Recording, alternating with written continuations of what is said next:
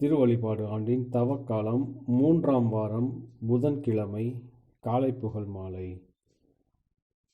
ஆண்டவரே, எங்கள் இதழ்களை திறந்தருளும். நாங்களும் உம்மை புகழ்ந்திடுவோம்.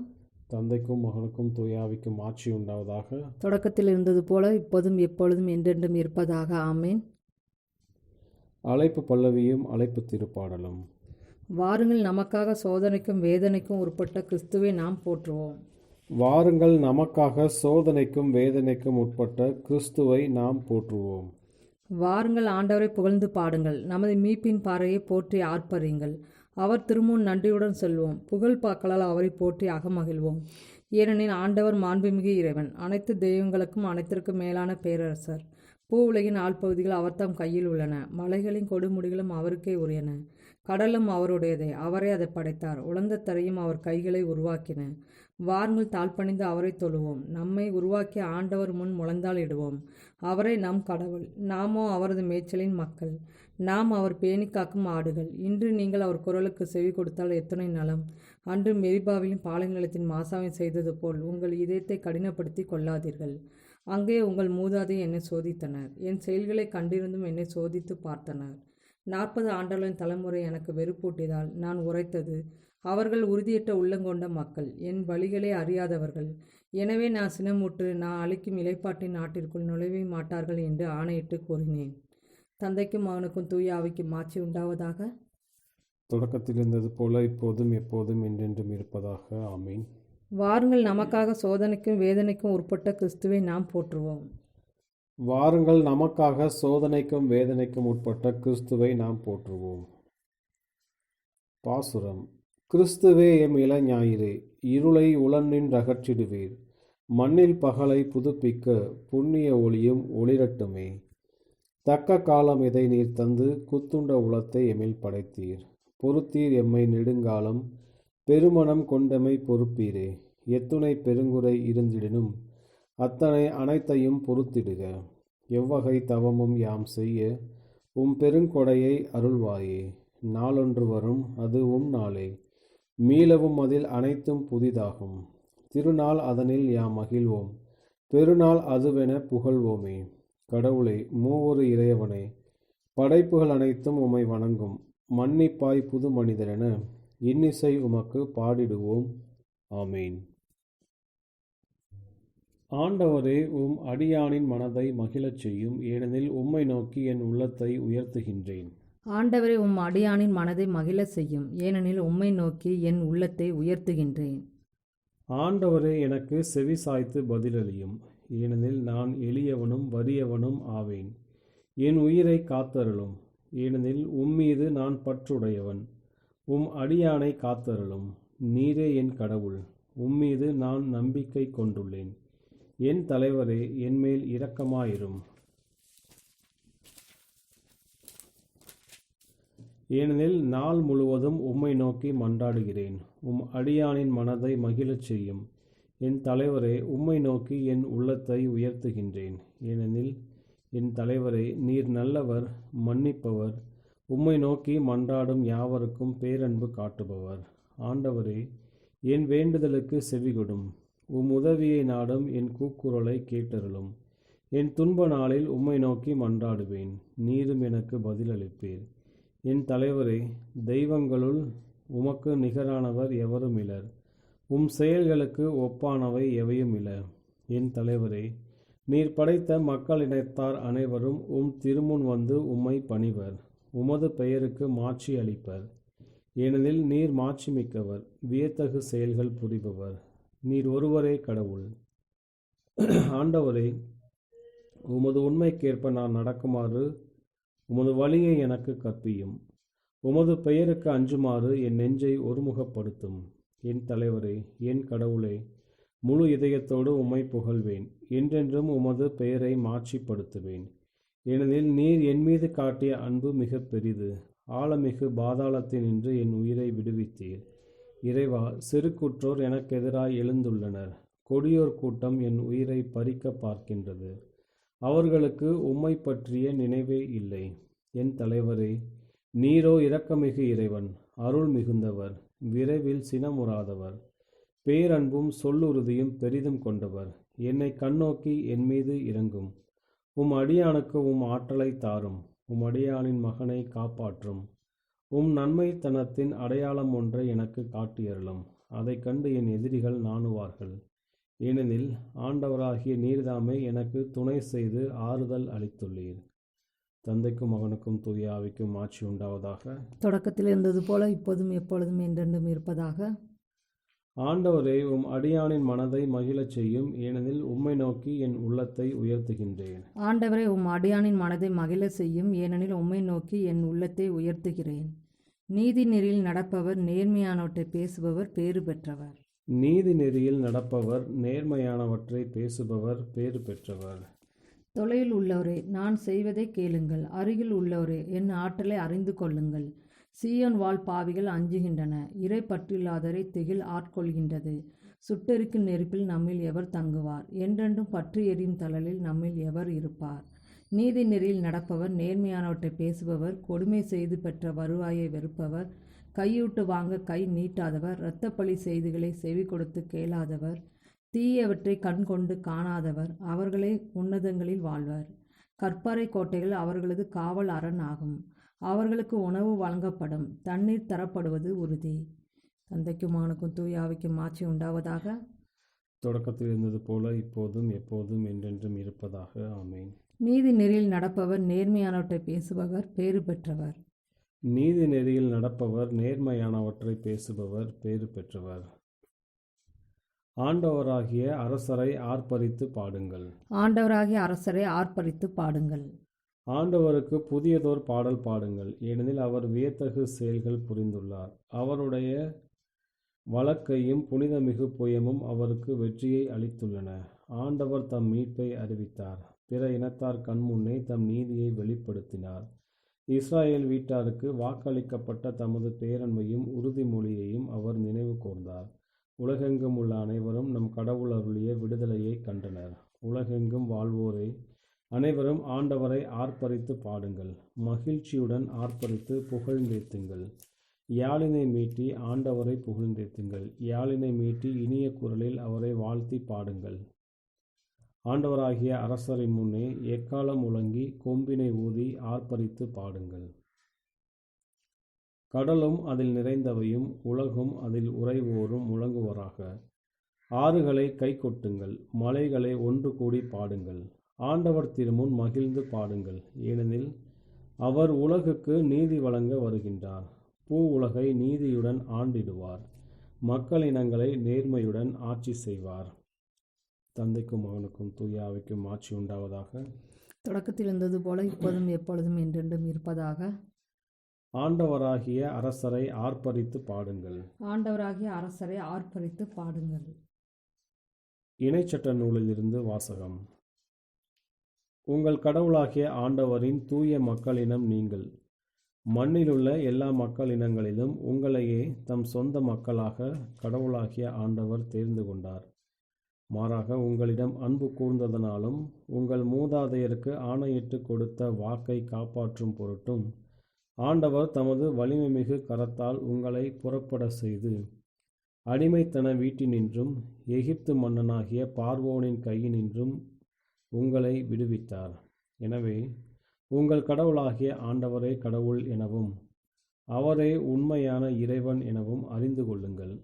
அவர் மீது அன்பு கூறுவோருக்கும் அவரின் கட்டளைகளை கடைப்பிடிப்போருக்கும் 1000 தலைமுறை வரைக்கும் தம் இரக்கத்தின் உடன்படிக்கையை காக்கின்றவர் அவரே. ஆண்டவரின் அருள்வாக்கு. இறைவா, உமக்கு நன்றி.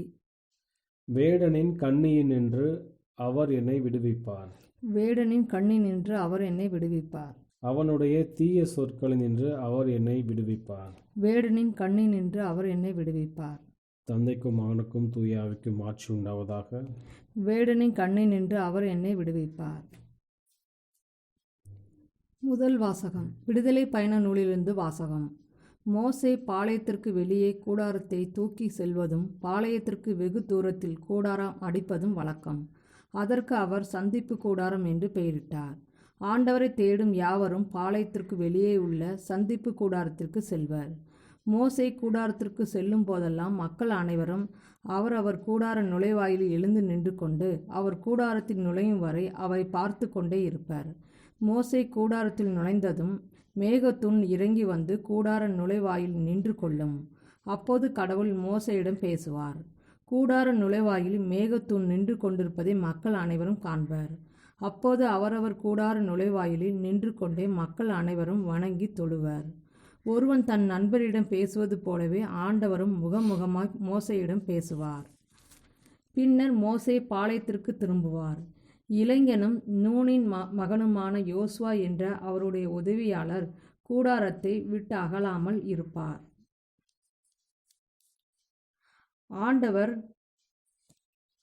அப்போது மோசே, உம் மாட்சியை எனக்கு காட்டும்படி வேண்டுகிறேன் என்று கூற, அவர் என் நிறை அழகை உன்முன் கடந்து போக செய்து ஆண்டவர் என்ற பெயரை உன்முன் அறிவிப்பேன். யார் யாருக்கு நான் பரிவு காட்ட விரும்புகிறேனோ அவர்களுக்கு பரிவு காட்டுவேன். யார் யாருக்கு இரக்கம் காட்ட விரும்புகிறேனோ அவர்களுக்கு இரக்கம் காட்டுவேன் என்றார். மேலும் அவர், என் முகத்தையோ உன்னால் பார்க்க இயலாது, ஏனெனில் என்னை பார்த்த எவரும் உயிரோடு இருக்க முடியாது என்றார். பின்பு ஆண்டவர், இதோ எனக்கு அருகில் ஓர் இடம், இங்கு இருக்கும் பாறையின் மேல் நீ நின்று கொள். என் மாட்சி கடந்து செல்கையில் நான் உன்னை பாறை பிளவில் நிறுத்தி வைப்பேன். நான் கடந்து செல்லும் வரை என் கையால் உன்னை மூடி மறைப்பேன். பின்பு நான் என் கையை அகற்றுவேன். நீ என் பின்புறத்தை காண்பாய், என் முகத்தையோ காண மாட்டாய் என்றார். ஆண்டவர் மேகத்தில் இறங்கி வந்து அங்கே அவர் பக்கமாய் நின்று கொண்டு ஆண்டவர் என்ற பெயரை அறிவித்தார். அப்போது ஆண்டவர் அவர் முன்னிலை கடந்து செல்கையில், ஆண்டவர், ஆண்டவர், இரக்கமும் பரிவும் உள்ள இறைவன், சினம் கொள்ள தயங்குபவர், பேரன்பு மிக்கவர், நம்பிக்கைக்கு உரியவர், 1000 தலைமுறைக்கும் பேரன்பு செய்பவர், கொடுமையையும் குற்றத்தையும் பாவத்தையும் மன்னிப்பவர், ஆயினும் தண்டனைக்கு தப்பவிடாமல் தந்தையரின் கொடுமையை பிள்ளைகள் மேலும் பிள்ளைகளின் பிள்ளைகள் மேலும் 3ஆம் 4ஆம் தலைமுறை வரை தண்டித்து தீர்ப்பார் என அறிவித்தார். உடனே மோசே விரைந்து தரைமட்டம் தாழ்ந்து வணங்கி, என் தலைவரே, நான் உண்மையிலேயே உன் பார்வையில் தயை பெற்றவன் என்றால் இவர்கள் வணங்கா களத்துள்ள மக்கள் எனினும், என் தலைவரே, நீர் எங்களோடு வந்தருளும். எங்கள் கொடுமையையும் எங்கள் பாவத்தையும் மன்னித்து எங்களை உம் உரிமை சொத்தாக்கி கொள்ளும் என்றார்.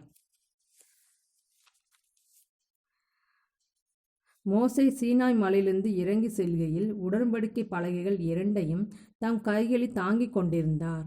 மோசே கடவுளோடு பேசியதால் அவர் முகத்தோற்றம் ஒளிமயமாய் இருந்தது. ஆனால் மோசே அதை அறியவில்லை.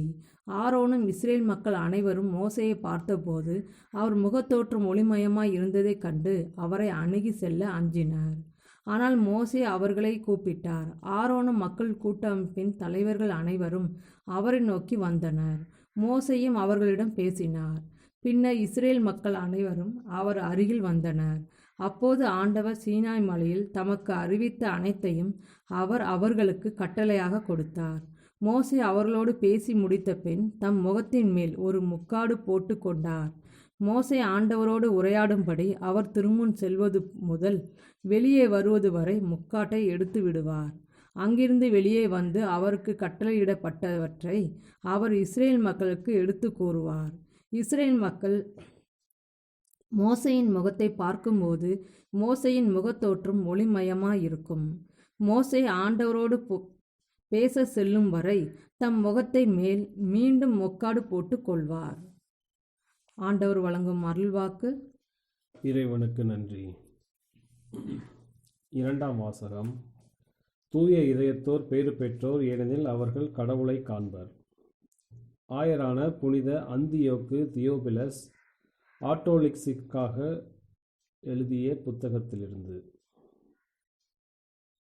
உன் இறைவனை எனக்கு காட்டு என்று நீ கூறுவாயாகில் நான் உனக்கு கூறுவேன். நீ எத்தகைய மனிதன் என்பதை எனக்கு காண்பிப்பாயாக. அப்பொழுது என் இறைவன் நான் உனக்கு காண்பிப்பேன். எனவே உன் மனக்கண்கள் காண முடியுமா என்றும் உன் இதய செவிகள் கேட்க முடியுமா என்றும் எனக்கு நீ காண்பிப்பாயாக. இது எவ்வாறெனில், தங்கள் உடல்களின் கண்களால் காணக்கூடியவர்கள் இம்மன்னக வாழ்வில் நடப்பது இன்னவென்று உணர்ந்துள்ளனர். ஒன்றிலிருந்து இன்னொன்று மாறுபட்டிருப்பதை அவர்கள் அறிந்து கொள்கின்றனர். ஒளியையும் இருளையும் கருமையையும் வெண்மையையும், அழகற்றதையும் அழகையும், இனிமையானதையும் இனிமையற்றதையும், விகிதவித்ததையும் விகிதவிதம் இல்லாததையும், மிகுதியையும் குறைந்ததையும் அவர்கள் வேறுபடுத்துவர். நாம் கேட்கும் ஒலிகளுக்கும் இது பொருந்தும். உயர்வானதோ தாழ்வானதோ இனிமையானதோ அனைத்திற்கும் இது உண்மையாகும். நம் இதயத்தின் செவிகளுக்கும் நம் மனிதனின் கண்களுக்கும் அவற்றின் கேட்கும் அல்லது காணும் திறனில் இவ்வாறு இருக்கின்றது. இறைவனை காணும் திறனை பெற்றவர்களால் இறைவன் காணப்படுகின்றார். ஆனால் அவர்கள் தங்கள் மனக்கண்களை திறந்து வைத்திருக்க வேண்டும். எல்லாருக்கும் கண்கள் உண்டு, ஆனால் சிலரது கண்கள் இருளினால் சூழப்பட்டுள்ளது. கதிரவனின் ஒளியை காண அவற்றினால் இயலாது. குருடர் கதிரவனை காணவில்லை என்பதால் கதிரவன் பிரகாசிப்பதில்லை என்று நாம் எடுத்துக்கொள்ள முடியாது. குருடர் இதன் காரணத்தை தங்களிடத்திலும் தங்கள் கண்களிலும் தேட வேண்டும். இவ்வாறே உங்கள் மனதில் கண்களை நீங்கள் பெற்றுள்ளீர்கள், ஆனால் உங்கள் பாவங்கள் மற்றும் தீச்செயல்கள் என்னும் இருளினால் அவை மறைக்கப்பட்டுள்ளன. ஒளியை எவ்வாறு கண்ணாடி பிரதிபலிக்கின்றதோ அவ்வாறே ஒருவரின் ஆன்மா தூய்மையாக இருக்க வேண்டும். கண்ணாடியின் மீது துரு இருந்தால் அவனது முகத்தை அதில் காண இயலாது. இவ்வாறே தன்னகத்தே பாவத்தை கொண்டுள்ள எவனும் கடவுளை காண இயலாது. ஆனால் உங்களுக்கு விருப்பமாயின் நீங்கள் குணம் பெறலாம். மருத்துவரிடம் உங்களை கையெழியுங்கள். உங்கள் மனம் மற்றும் இதயத்தின் கண்களை அவர் திறப்பார். மருத்துவராக எவர் இருப்பார்? இறைவன் தாமே. அவரே தமது வார்த்தையாலும் ஞானத்தாலும் குணப்படுத்தி வாழ்வளிக்கின்றார். அவரது வார்த்தையாலும் ஞானத்தாலும் அகிலத்தை அவர் படைத்தார். ஏனெனில் அவரது வார்த்தையால் வானங்கள் நிறுவப்பட்டன, அவரது ஆவியால் அவை முறைப்படுத்தப்பட்டன. அவரது ஞானம் சிறப்புமிக்கது. இறைவன் ஞானத்தினால் மண்ணகத்திற்கு அடித்தளமிட்டார். புத்தியினால் வானங்களை வரிசைப்படுத்தினார்.